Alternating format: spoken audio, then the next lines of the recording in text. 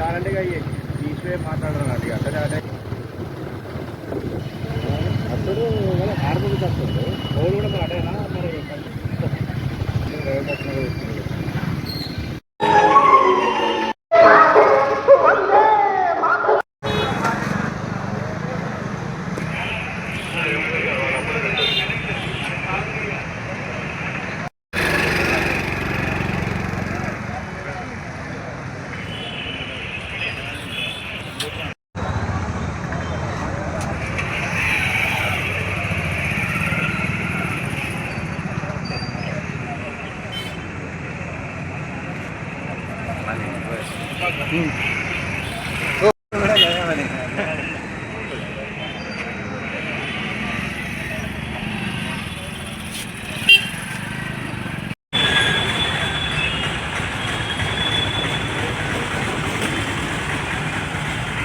మనకి ఏ కులమైనా ఏ మతమైనా ముందుగా మనమంతా భారతీయులం.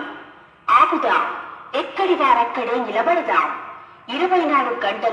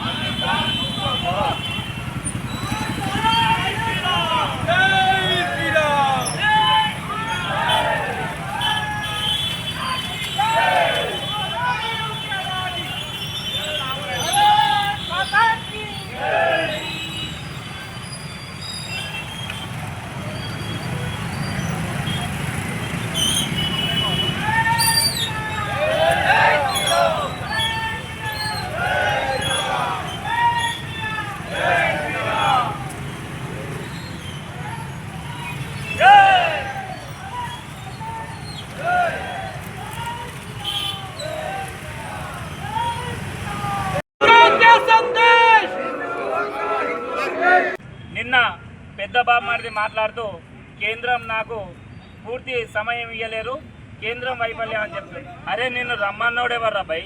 నీకు సాధన అయితే భారతీయుని అయితే రా, అడ నిల్చో. మన భారతదేశం మీద దాడి జరిగితే నువ్వు ఒక పార్లమెంటు సభ్యుడివై ఉండి నువ్వు మాట్లాడు సిగ్గుచేడు. ఇక్కడున్న మైనార్టీ సోదరులను ఒకటే రిక్వెస్ట్ చేస్తున్నా, మీరు గిట్ట అసౌద్దీన్ ఓవైసీ మాటలు నమ్మినట్టయితే భారతదేశ ముస్లింలు చాలా నష్టపోతారు.